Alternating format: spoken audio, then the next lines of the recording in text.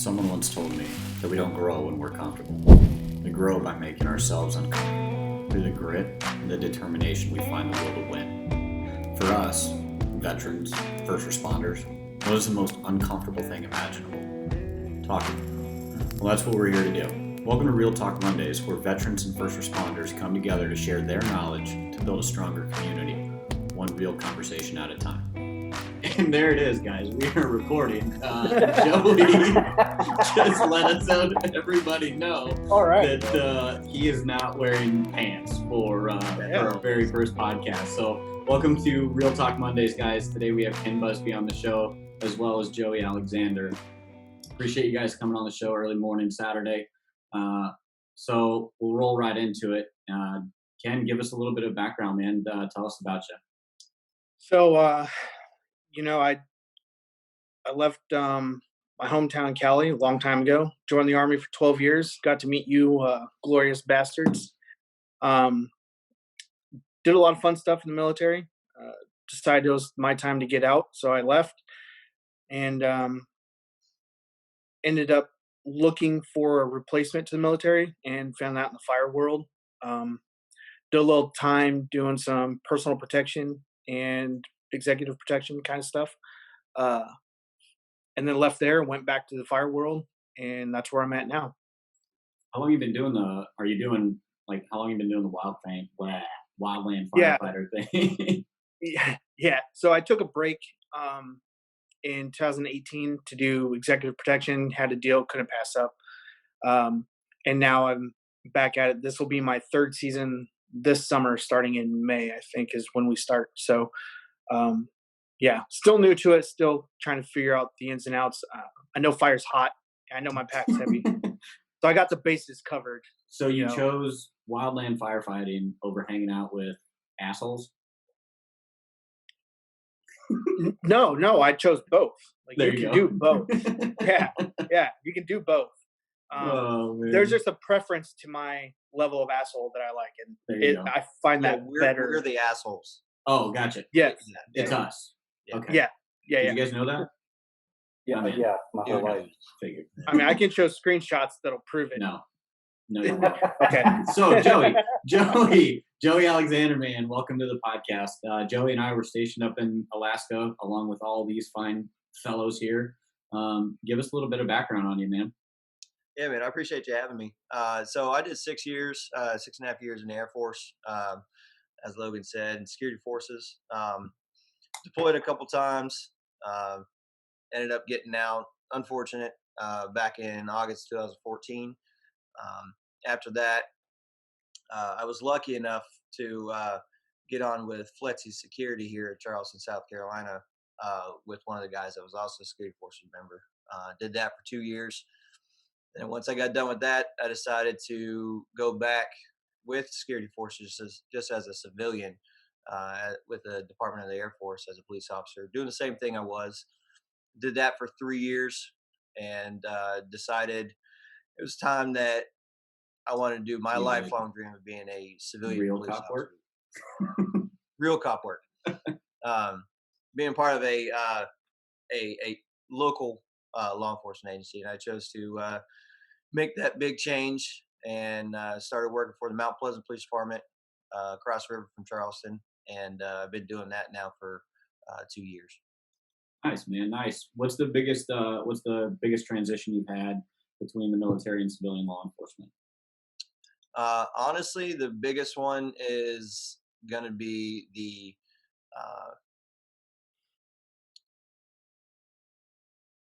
a lot of the people in the civilian world don't have the mindset. They're really lackadaisical, and I'm trying to think of the term. It's a very simple term, and it's complacent. But they don't have the structure. The structure.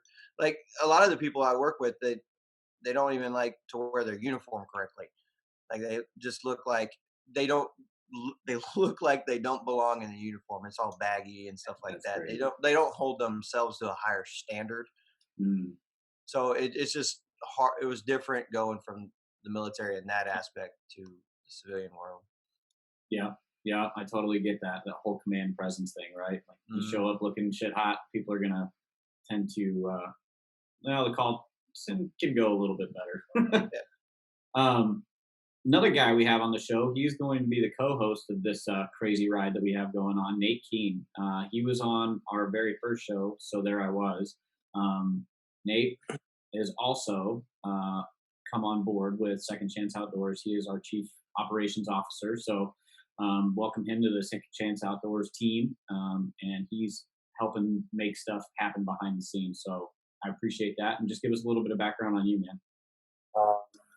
I did 21 years in the Air Force. Because you're old as shit. Yeah, you can tell all these gray hairs, thanks to pretty much all of you guys. You're welcome for my service. Thank you. I did 13 years as security forces, and then I got force cross training in logistics. And I just recently retired in September. Hey, it wasn't my choice, okay? Yeah, I know. I retired in September and just kind of hanging out doing the retired thing, and now jumping on with this and helping you get the wheels going. Yeah, he got hired for free. Yep. I work for free, and my boss is kind of a jerk sometimes. Oh, man. Real quick, I just got to give out a quick shout out to one of our sponsors, 22 Sierra Coffee Company. If anybody wants some coffee, go check them out. They've been a huge supporter of us. And if you use the discount code SCO10, you'll save some money at checkout. So the whole purpose behind this podcast, right, is to have real conversations with real people to drive real effective change, whether it's in the first responder or veteran communities. So in your guys' opinion, and this is open format, right? Like just let's roll with it. How important is mental health to active duty and or your civilian profession? I mean, because I think we missed the mark as active duty guys a lot of the times. It was kind of frowned upon to go talk to the chicken bone or voodoo witchcraft doctor, or whatever crazy words we came up with the professionals there during our time. But what are your guys' opinions on that? When I was in the military, it was, especially my early years, it was really looked down on. I know I kept a lot of things from all your PHAs. So, it's like, I'm already here for 3 hours. I'm just saying, Let's yes, get this yes, thing ma'am, over no, with. ma'am, yes, sir, no, sir. And just get through it, no problem. And, it'll catch up to you. And towards the end, I saw the climate changing a little bit, depending on the unit you were in. I was in military police. I didn't cover that earlier, but depending on the unit you were in, you had support. Now, my professional career, you see it a lot because, we live with each other for 6 months at a time. We literally sleep in the dirt next to each other. We walk right behind each other. I mean, it's the military all over again. We just dig dirt and Put wet stuff on hot stuff. Exactly. That's the key. That's If how you have easy wet stuff. firefighting is, by the way. Sometimes you don't even get wet stuff. Sometimes you just have to stir dirt with cold dirt, and it's a whole thing. It's a mess. But anyways, Cold what I was dirt. getting at is, cold dirt with hot dirt. You'd Yeah, be makes surprised perfect how sense. well that Quote works. of the day. It takes a lot longer than you want. But anyways, when you leave for the season, you get those 6 months and you're really tight. You guys are, really a unit or a team, and then you drop off for 6 months and you leave and go your separate ways. There's a big push in the wildland fire community for that kind of support now, and people are seeing it now because you're exposed to things. My crew luckily never was exposed to this in the last 2 seasons I've fought fire. Real traumatic stuff. Or you could be. But at the end, there's like, all right, see you next year. And that's it. And everybody goes separate ways. So in my line of work now, it's starting to be understood and catch up. But I think in the military, when I left, it was a little bit further in where I'm at where I'm at now, if that makes sense. Yeah, for sure, for sure. Joey, I mean, coming from your perspective, right? Ken, the firefighter, you're the cop. How important do you think that transition has been for you with mental health as a focus compared to when we were in the military together? Yeah, so straight up, mental health needs to be a like a priority number one for everybody. Um, being a firefighter, being a law enforcement, really any job, but being that these two jobs in particular are very stressful on a daily basis. Um, Mental health needs to be taken more seriously than it has been. And as we've seen, as the suicides are going up even more each year. But in law enforcement in particular, um, there's calls I go to that the majority of the time I don't know when I'm going to handle. I don't know when I'm going to come on scene to. Yep. It, it that whole routine call that doesn't exist because nothing is routine. Um, Hmm. and you just got to handle every situation as it comes to you. Whether it's just a regular, or it's a traffic stop, or you're actually responding to a mental health subject. I just did one a couple days ago, and it it it hurts because you can't really you try your hardest to understand what the person's going through, and it's very very difficult to try and uh, keep the person on a level basis, and Oh yeah. Yep. then taking all this stuff, uh, all these calls, um, and then you're having to go home at the end of the day and the night, and just kind of you try not to reflect. You try to just leave work at work, and there's a whole lot of times it's very hard to. Whether you got a collision and there's a child that's involved. Do you Um, guys have like critical incident debriefs and stuff like that? Like if you guys have a bad case or working a rough scene like an active shooter or something like that, do you guys do a debrief? yeah, we'll either get together at the end of shift or the following roll call prior to shift. We'll go ahead and talk about, we'll Monday morning quarterback, um, make sure everybody, one, is okay, and two, if there's anything that we can do better as one single officers and two as a team. Yeah, yeah, we would implement those too for super tough calls that we would go on, or ones that we didn't always necessarily win. We would have a critical incident Yeah, debrief. And I felt like that was a step in the right direction for that profession for sure. For I absolutely sure. agree. So, I mean, what's the way forward, right? Like, how do we as a community make this more of a norm to have these conversations, to talk about the crazy traffic crash or what Nate Keene went through when he was on active duty, or a tough fire situation that Keene's going through? I mean, what's the way forward to make this more normal to help our people get better? Yeah, that's a good question. And I'm not trying to take away from any input that Nate might have had. Didn't mean to jump the gun, but the biggest thing is letting people know it's okay. You get these are all type A jobs, like Yeah, type A yeah, personality deals. You're expected to hard nose everything and just, you know, grit your teeth and bear it and go, just keep going. Um, for something that might happen need more here, coffee. something that might happen, with us is, somebody goes down, that's a 20-person crew that's out of the work. And now that's, that might be a couple hundred yards of line, that might be a couple miles of line that are left unattended for whatever reason that now somebody else has to pick up the slack. So the easy answer, the easy answer is we'll handle it later and move on, do your job now. But the important answer is, okay, so what do you need? Is this something that you can handle with the counselor? Is this something you talk about? We need to give that person the option and then let them know whatever they decide is not going to negatively affect them. So if something happened on the line and let's say something happens and I see something, a tree falls on somebody and I'm the first one there and it rattles them. Yeah. More than likely in that case, the crew's going to be taken off the fire line because it's going to be For pretty sure. traumatic. But, let's say for whatever reason, the guy didn't die, just, knocked him out and broke his collarbone. It was sticking through his skin or whatever. So, that's something that's going to like stick with me, obviously. Like, holy shit, that's like getting sniped, like out of nowhere. It's not a normal So- thing to see some tree just fall on a dude. Exactly. So, if they sit there and they're like, all right, so do you want counseling? And I say yes. Well, does that affect the whole crew?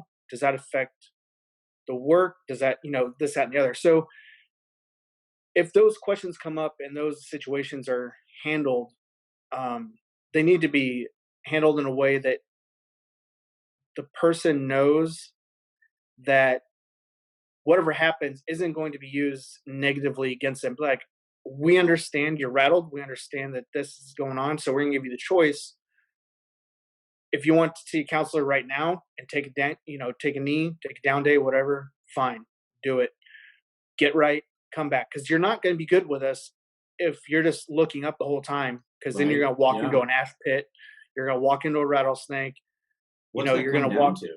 I think that's like a leadership thing right there, right? Yeah, I mean, it's about knowing your people too. And like I said, and the only reason I kind of skipped that is because you definitely get to know your people. I mean, Yeah. you're in close proximity to them for a while. So, if a leader can sit there and be like, okay, yeah, you're the type that's gonna grin and bear it, but you need help. Maybe I'll make that call for you. But then reassure them like, hey, you're not losing your job. You're not letting the crew down. Go handle this for a day or however long, whatever the process is, and then come back.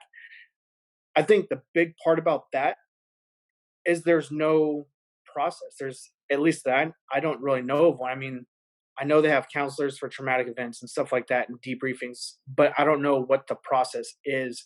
And that's not really pushed down until it happens. Right.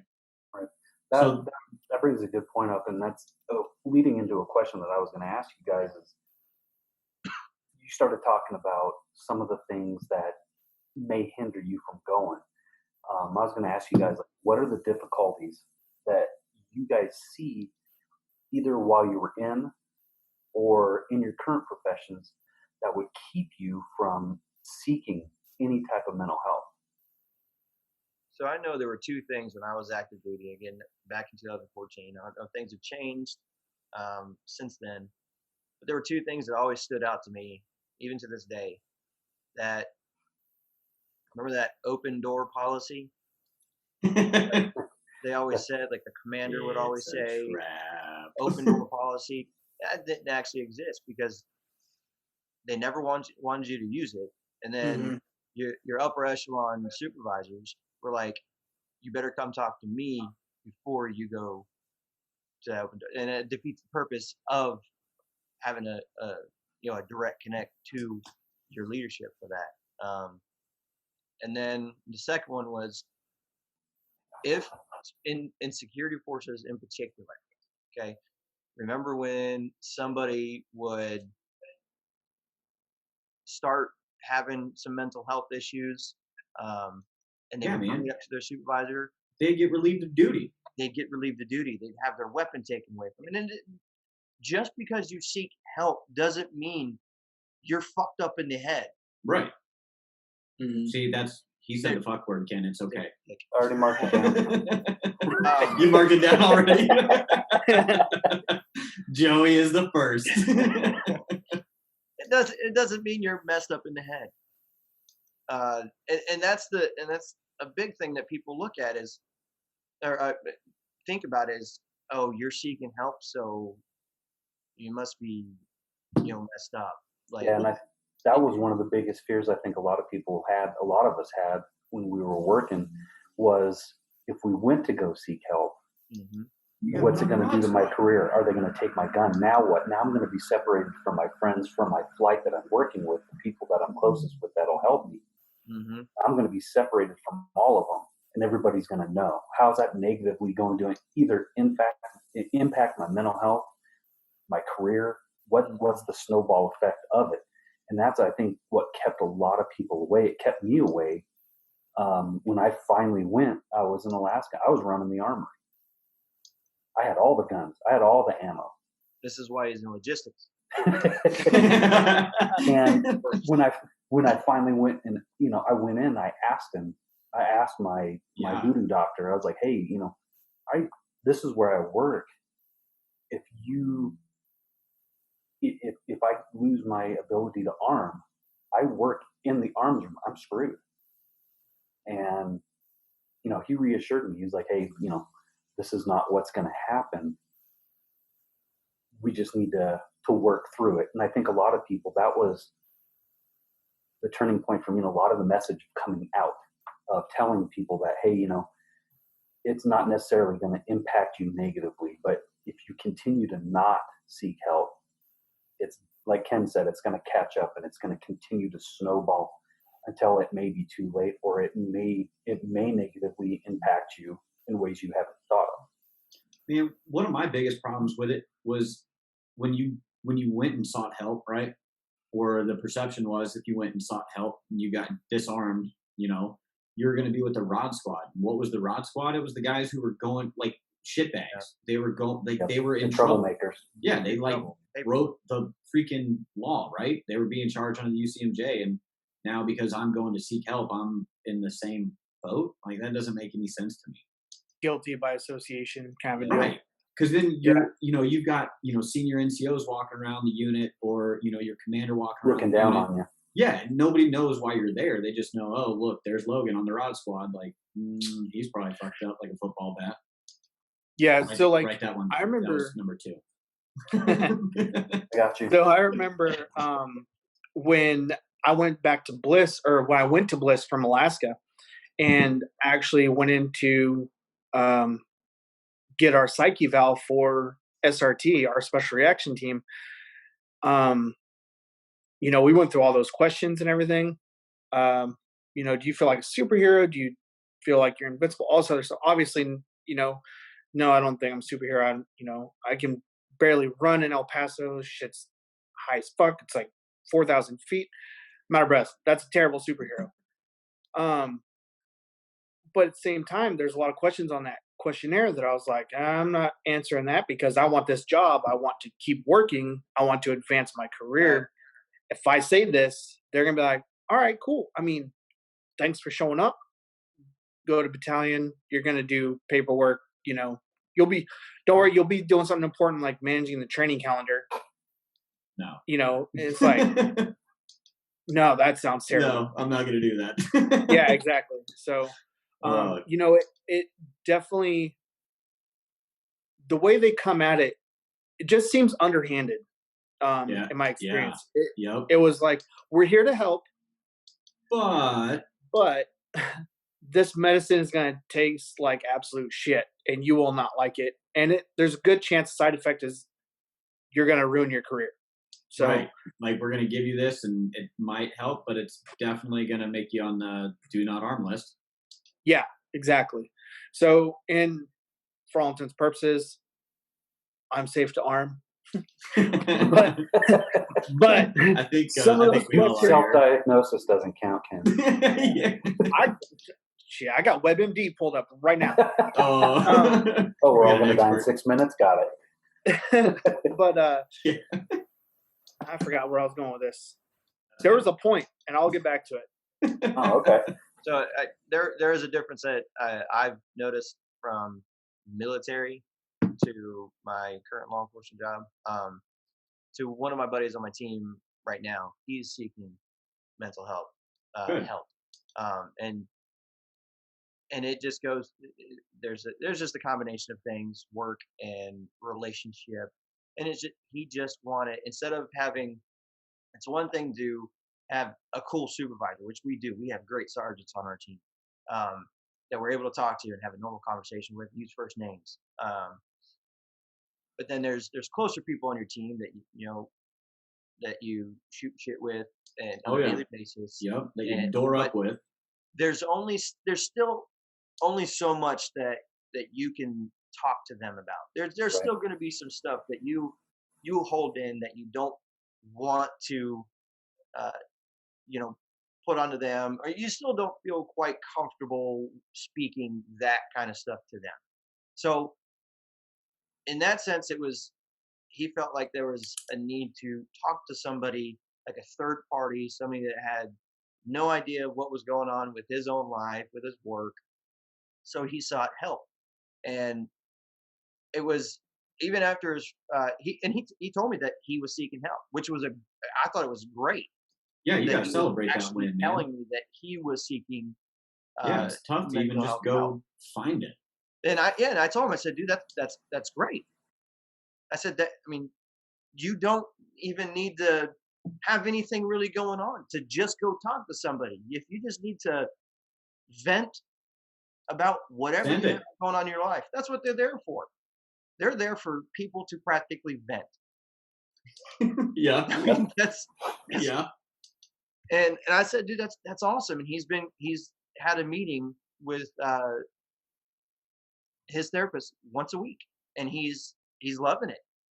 How's the helped him support out. from the department for him? Well, he actually brought it up to our supervisor, and uh, they told him the same thing I did. That, dude, you need to talk to somebody. If you need any days, just let us know. That's awesome. Like this past Friday, he was just burned out, and Fridays are our double days. He asked our sergeant, "Hey, can I have Friday off?" She's like, "Yeah." And There there's you like go. no questions. They don't ask any questions. They just give it to you off. If we got the bodies, they give it to you off. Awesome. We had a real bad situation. One of our and it hurts because it was my own supervisor, and that's where this whole topic actually hit home real hard. There's 10 of us on my team. It hit us real hard. One of our sergeants, my sergeant, was found passed out in his patrol car on Oh, duty, no. and he had a tall boy beer can in his lap, Oh, shit. and it That's was a rough. 3-pack of tall boys you can get from the gas station. Yeah. He had the other 2 in the passenger seat, Oh, man. and a civilian found Uh-oh. him. So he ended up, the guy I just mentioned that sought the help, him and my roommate actually were the ones that were dispatched to go check on, because it showed at the bottom dang. his patrol car number. We knew, so they're the ones who went out and found him passed out. He woke up shortly after, after banging on the windows. Right. But he's a father. He's a husband. He's a father of 4.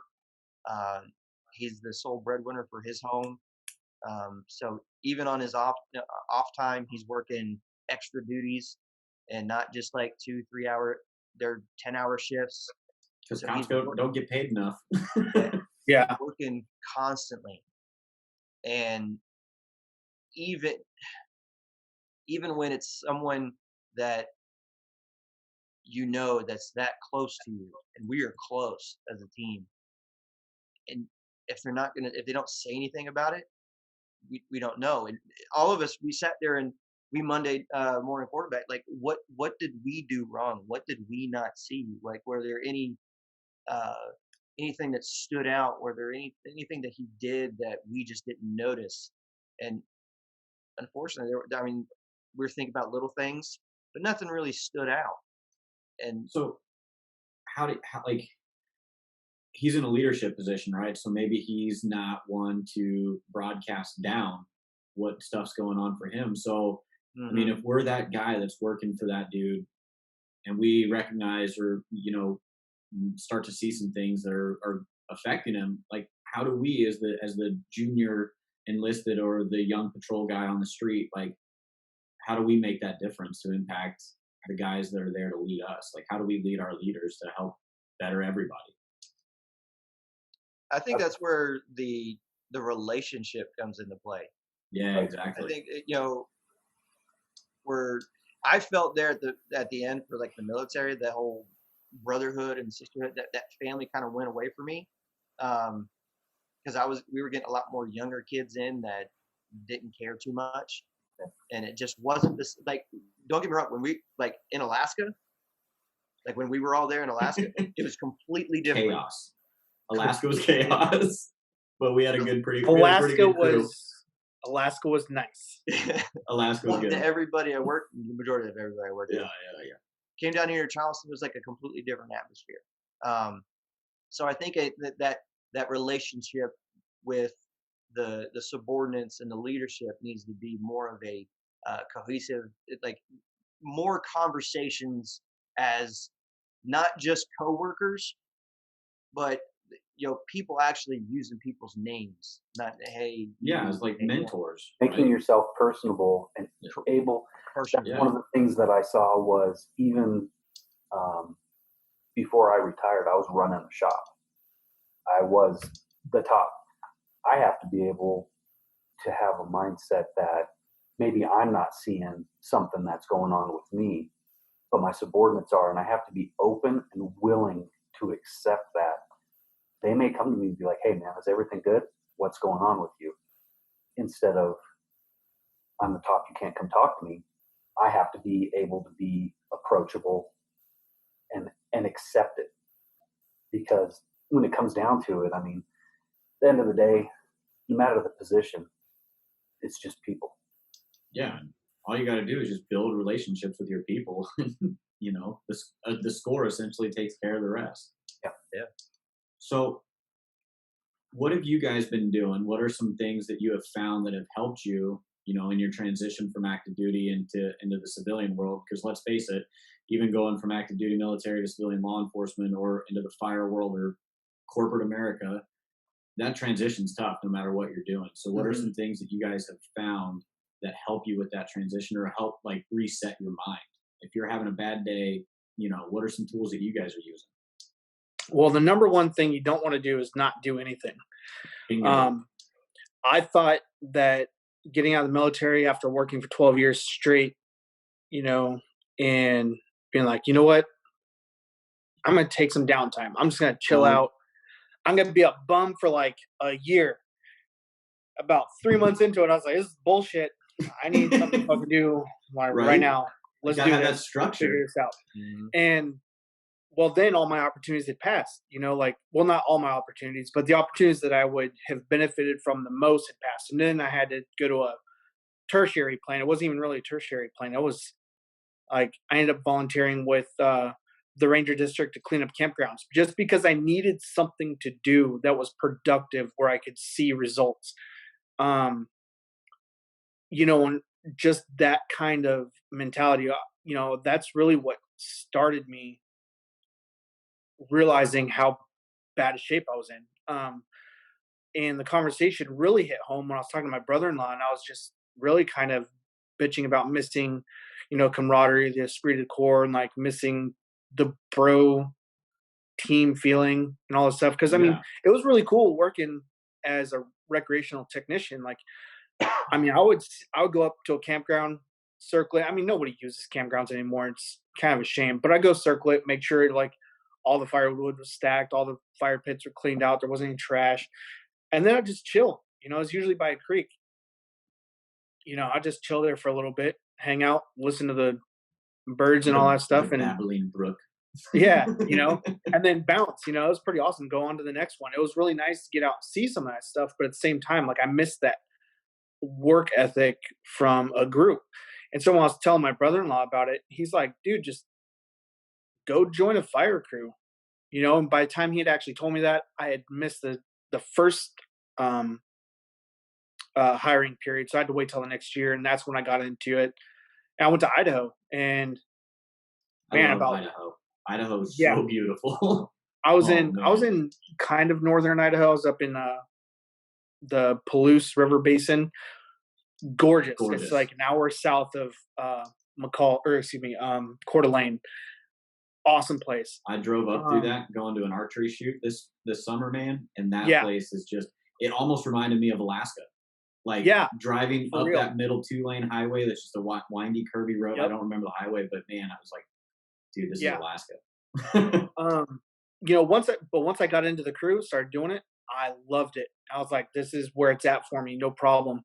And then I got stupid and I was like, I need to make more money. So I went off to do personal security, and rich people are assholes and weird. So now I'm back to sleeping in the There it dirt is. like a proper poor person. So but you're happy way there. better this way. Way better this way. Joey, what about you, man? What are some things that you're using, after a stressful night or a stressful shift, or a rough bid as a whole? What are some things that you're doing to help yourself decompress? So the main one I use is the gym. Yeah, that's a good one. I go to the gym often. And I definitely, I change the playlist that I listen to while I'm there, depending on my mood. Are you Or listening to Taylor Swift? Occasionally. Nickelback. Nickelback. This photograph. Anyway, I don't like this anymore. I'm leaving. no, just to go and unwind at the gym. I mean, if I'm stressed out, I got a lot of built up stress from work. I just use that to go ahead and push all that stress out, sweat it out, just to Oh shit. there he goes again. So what's on your playlist, man? Before I derailed that comment, No, no, I listen to a lot of Five Finger Death Punch, Avenged Sevenfold. I'm more of the 2000s dude. time frame. Yeah, So you just listen to some aggressive or more aggressive type stuff just to get it. it's just get it more in, of get a. it done? It's more like an audio pre-workout, I guess. There you go. I'm patenting that. That's a good one. Audio Just making pre-workout. it up on It's the gonna be web. We'll market that somehow. But it honestly, it's something that I'll play Xbox. And there's a simple game, Oblivion. You know, heard of Oblivion? It's the Elder Scrolls. It's a nerd game. Yeah, it is. I wasn't gonna say it. It's fine. Favorite games of all time are Elder Scrolls for me. But I can get lost in that game for hours, and I completely forget about everything. And it's your own world, and it's just it takes me away from everything, and I just don't think about other stuff. You're Just able to works for me switch to- your mind off. Yeah. Gotta find a way to slow that mind down, I think, at some points, right? Like Mhm. I'm the same way with just the outside. Like my brain is calmed down when I'm on top of a mountain or in a deer stand or whatever. Like that's what I do. Mhm. I mean, I do that and a lot of shooting. I go to the range. Yeah. I go to the range and shit almost every Wednesday. Yeah. I I'm going to the go- range after this actually. I gotta go. Yeah, but you can't Zero shoot my- shit. Oh my god, look here. That's why I'm going all the time. to There's a practice. reason we have a saying for you zoomies. No, but no, that's a good point. Like I try to tell people this. It's kind of weird, like when you do long range shooting, and I can nerd out. Like some of the people on my fire crew this year, I was trying to talk to them about long range shooting, and I was like, well, how much time do you have? Because before we even pull the trigger on something, Oh, I it's can literally hours. talk to you for hours about this stuff. I mean, ballistic coefficient, the wind speeds, wind direction, how to read a mirage, all this other stuff. And it's Don't like, you be shaking your head no. I'm not. I I was know like- it's above you. Yeah. Right. but then so how does it work? I put bullet in gun, pull trigger, Right. bullet goes that way. Bang. And I do a lot of that stuff. I reload and I'm Yeah. doing longer range stuff and I'm working on rifles all the time. And doing that is hours upon hours of prep work before you ever make it to the range to actually load and shoot. Right. And like when I go shooting and I actually get to pull the trigger, all on a long gun, I'll sit down with 20 rounds and that'll be a And it good takes a hour and a while. half, 2 Yeah. hours, just because I want to make sure that all my math is dialed, and I'm fucking terrible at math. I don't care what kind of advocates you have out there for me. It's Did you write it's that not down? gonna Okay. work. That was a good one. But yeah, right. I'm trying to relate it to him because he's got the gray. Yeah, I know. I just felt another one sprout. Thanks, Ken. Yeah, you're welcome. But it's gonna take a while for you to get everything settled and then take that shot. And then once that shot's done, you see your result, and then you have to wipe it clean And so it doesn't reset. affect your next shot. Right. And it's just a constant prep, execute, reanalyze, prep, execute, reanalyze, and then just The going through that intense motion. Pretty focus soon you're that just it zoned in. requires. Yep. Yeah. And I think a lot of it too, like when I go, even shooting, it's that recoil, feeling that physical pressure helps ease your mind because it's an outside pressure coming in on you. And I always leave whenever I leave the range. I don't know about you, but when I leave the range, I'm usually really relaxed. Yeah. So like when you and Joey were talking, Ken, and you, Nate, it sounds like the two things that I picked up on, and I wrote them down, is Ken, you talked about work ethic and getting back to work. Joey, you were talking about the gym, putting in work in the gym. Like when we get into these bad spots, we just got to work through it. I mean, that's what we did in the military. That's what you have to do as a cop. It's what you got to do as a wildland firefighter. So why are people having a hard time applying that logic to every day, whether it's during their transition or chasing a goal or a dream? Why are we missing basics like just put in the work? I think it's hard to, after you leave a very structured environment, it's hard to reestablish your purpose or your compass and like where you're directing your energy. In the off season, I do Brazilian Jiu-Jitsu, and it does the same kind of thing. Like I can't think of anything else except what I'm doing in that moment, and it kind of zeroes everything else out. It doesn't work often. I get choked a lot, so I have to really think about that. But it humbles you at the same time, so it's not so bad.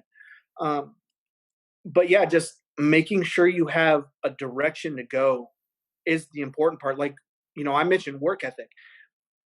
Work ethic is great, but you don't have to rely on that because not everybody, especially right now, not everybody has a job.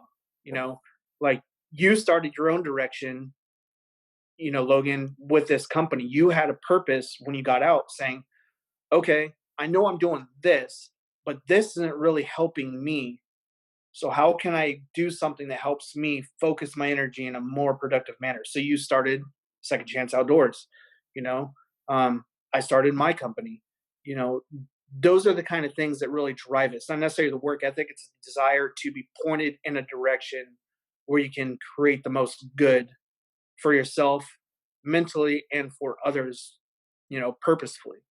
Right. I mean, that's why it started what this is, right? So I could help others. Yeah. And that's kind of been my whole passion, since I was a kid. It's what all I wanted to do is help people. So, I mean, you just got to find that passion and drive towards it and work for it, right? I mean, Joey, what's something that you got planned? I'm not a big New Year's resolution guy, but do you have any New Year's resolutions for your career, for any personal growth? I'm going to make it to the end. Yeah, I know. We've been talking. I actually want to piggyback on what Ken said a little bit. Oh, Jesus. Are you freaking commander Piggyback. now? Caveat. Let me Caveat. Go ahead and kick him out. Piggyback. I feel like a lot of people, when they find that thing that clears their mind, they get stuck in a rut, and it gets to a point that what cleared their mind no longer clears their mind. Ooh. Okay, and again, personal opinion. So they get stuck in a rut, and that thing that was helping them is no longer helping them. So they try to find something that will help them, something else, and they can't find something, so they just resort to stay going to the gym. But the gym isn't helping them anymore. They get But yet comfortable, right? They're not wanting to find something else.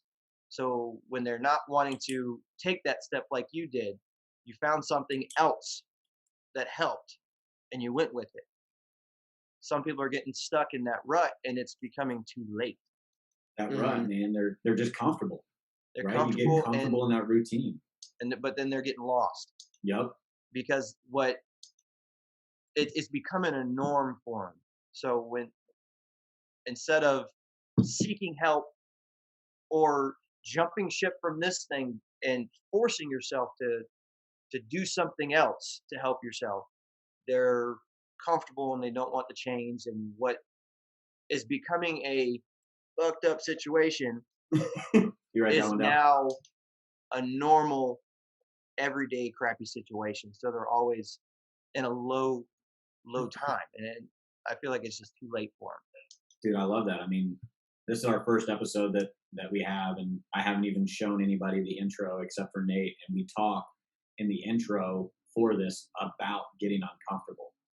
And what you're talking about, man, is exactly that. Mm-hmm. You go to the gym every day. Great. What's the next step? How do you take it to the next level? You Yeah. want to help people. Okay, cool. How do you take that to the next level? You want to start a business and be an entrepreneur. Good for you. Get ready to be uncomfortable a lot. Yeah. You have to to push growth, true. man. And with that growth, that helps for me anyway, it helps reset and refocus and find that energy and put it to good use. Yeah. Going caveat to a caveat, Jeez. it would behoove you to listen.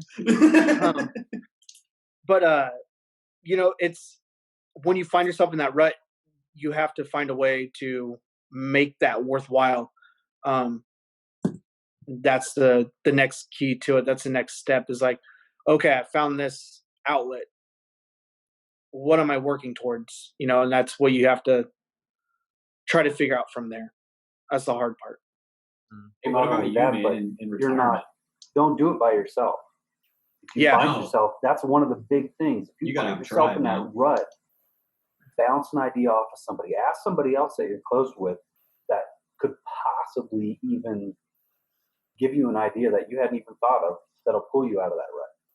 I saw that. Send you in a different direction. Yeah, me too. You almost fall over? Don't worry about that part. But I think that's another big thing with it too. If you're mentally struggling, if you're in that rut where you just can't find the relief, you can't find that help, why not just ask somebody else? And you got to ask the Have to people be bigger that too. truly care about you, right? Right. Mhm. And that are going to encourage you to not be stuck in a rut. Like, hey, I'm thinking about doing this, and this is why. Well, that's crazy, but yeah, go for it. If that's something that's going to drive you and make you want to get better every single day, go for it. I don't know. Agreed. I think everybody's going to have, a lot of friends. Everybody's going to have a lot of friends. But Mhm. everybody only has Well, it's because you're an asshole, Ken. I didn't think you heard that. has like a handful of close friends. Right. People that you can call that'll answer.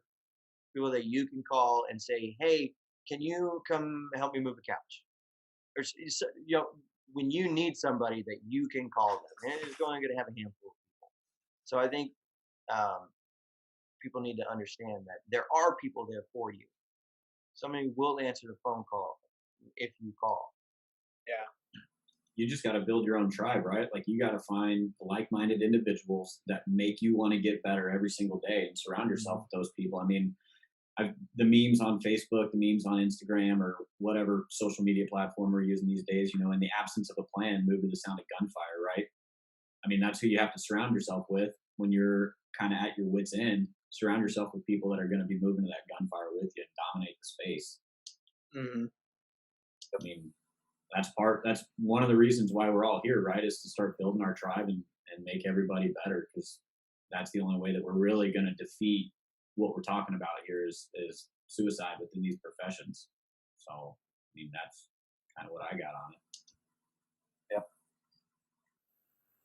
I was going to ask you guys too, what do you guys see in your two career fields as law enforcement and firefighting? As what's hose hound? I'm not a hose. I don't get hoses. Very rarely do I get a hose. Oh, you get e-tool and sent out there? Welcome back to the Army. Yeah, no, that's almost exactly what happens. I just what do you not guys collapsing. see that is still needed to push to make seeking mental health and making sure that your mental health and those around you is intact, what's still needed in your professions to get that pushed out, to get that traction and get the momentum going? This Yeah. the conversation. Got to start the Other conversation than somewhere. this, we already That's- know we're doing this. I mean, that's the initial, for us, as a seasonal or a permanent seasonal, I'm not permanent, but as a seasonal worker, once we're not on pay status, we're kind of left to fend for ourselves. And, everybody thinks that's okay because basically we fend for ourselves, the entire summer out there living a very Spartan lifestyle, like sleeping in the dirt, digging rocks all day. So at the end of the season, like I said, they cut you loose. Now they've recently changed that with health insurance, stuff like that for the off season. You can maintain your health insurance. It's just going to cost you, but at least it's a start there. Now, I don't know what their policies are or anything like that as far as like mental health, but I am seeing a higher emphasis placed on that stuff. So I think it really has to do with a lot of the veterans coming from the military coming into the wildland fire community because it's easy to fall in line with it. It's very militaristic, in a sense, not entirely. It's way more laid back at the same time as it is hard, but the mentality we bring with us from the military as far as like mental health and like how to recognize signs and also stuff is really coming with the people. So as time moves forward, I think we're going to see a lot more steps in that direction. 100%. I mean, because we come in with what I've known, what I've heard, is the servant leadership type stuff, Mhm. right? Like we're here to make each other better. Bringing that mentality into your career field is only going to just do that, make everybody a little bit happier and a little bit healthier and safer. Joey? So, two things I don't think need to exist are computer-based training for Dude, for anything. Let's just throw it out there. because what do? We click, click, click, click, click, click. We go through it because we don't want to be there. We don't want to sit there and read Hell this no. stuff. And we don't want to be forced. People don't want to be forced to go to. You need to go sit in this auditorium and listen to the speaker, and it's just Right. someone talking about mental health, like someone who has a degree in the stuff, telling you all the science and stuff like that. Nobody honestly cares about that stuff. Right, at the ground So- level, nobody get like I don't want to let me go home. Yeah, like Yeah. you said, the conversation needs to start amongst you and your peers, because Exactly. those are the people you're with on a daily. Those are the people that you can converse with comfortably, and Bingo. that's where it needs to happen, is within your group, within your people that you work with, because then the conversation is going to flow. All of us, we've worked together. We're able to talk. We're able to just flow with. That's where it needs to be, because it's going to be you're going to be comfortable. You're going to say things that you're not going to say at the Right, man. auditorium. You're not going to Hell raise no. your hand and stand up and say, "Hi, I'm Joey Alexander, and this I is have my a mental problem." health problem. Yeah, you're not going to do that. So, Hi, Joey. But it's and that's the thing, right? Like you got to have those people that are close to you to have that conversation with, but you got to have the balls to start the conversation. I mean, that's what it comes down to. Having that conversation at that low level, I think. You're your own best advocate. Hell yeah, man! Because if you ain't fighting for yourself, like who are you fighting for, right? Yeah. I mean, we have these missions to help others, but if we're not helping ourselves, how the hell can we help other people? yeah. Mhm. Guys, I appreciate the conversation with you this morning. We're coming up on an hour. That's what I was falling out of my chair for, is to make sure that we didn't bust our times or nothing like that. But truly, I appreciate you guys. And if you had one piece of advice to leave somebody with that's impactful, what is that piece of advice? Go. I would say personal responsibility. You know, like I just said, you're your own best advocate. You know what you need to make yourself happy. If you are confused about that, that's a good sign that you need to go talk to somebody. Um, you need to find a purpose, and you need to make sure you're going after it. Love it. Absolutely. 100%. You don't need something going on in your life to talk to somebody. Seek any.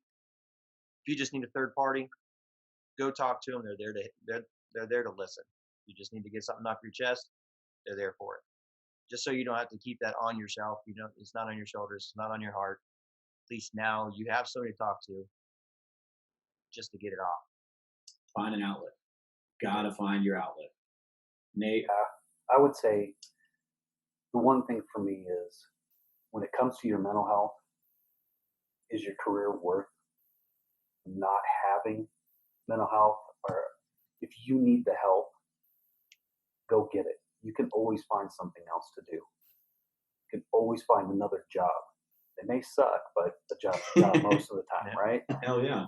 If you I mean, need look the at where help- you are now. Man, I'm retired. He is retired. Yeah, but you're working for that guy. Yeah, for free. Free. But if you need the help, go get it.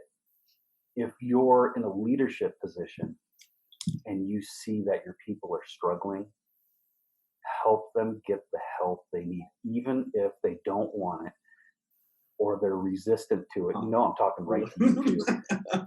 Jerk. That's a story for a different Yeah. time. But if you see that they need it, give them every avenue and every opportunity, and you may end up having to drag them to get the help that they need.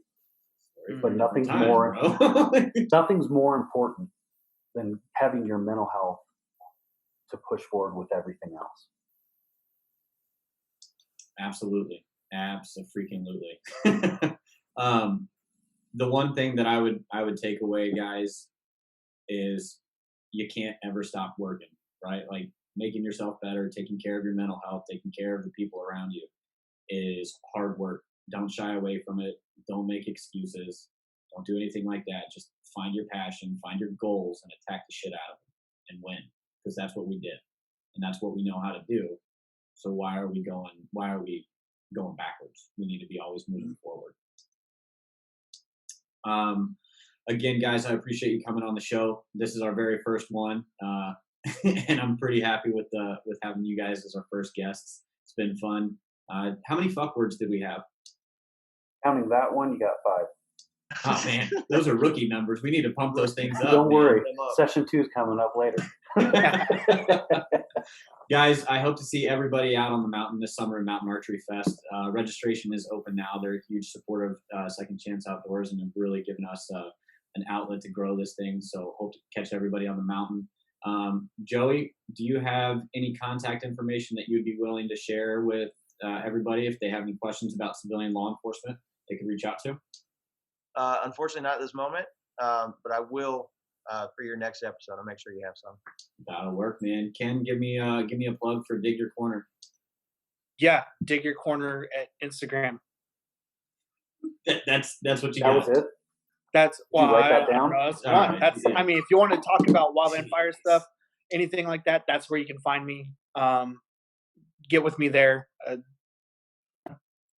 There you go. 6. There it is. All right, guys. Have a Simple. good I don't Saturday. know why we're trying to make this complicated. I don't know. Just go to Dig Your Corner and ask Ken about how to put wet stuff on hot stuff or mix cold dirt with hot dirt. Doesn't make any sense.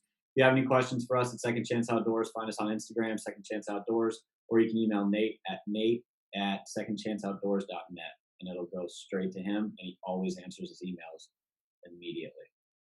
Right. Yes, I do. Man, I'm retired. I got nothing but time right now. All right, guys. Have a good Saturday. Go do some hard shit, and we'll catch you next time.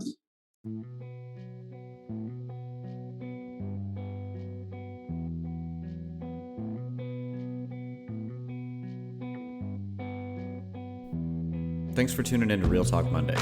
Until next time, make sure you like, subscribe, and hit 5 stars on whatever platform you're listening on. Make sure you check us out on Instagram over at Second Chance Outdoors. And until next Monday, we'll see you on the mountain.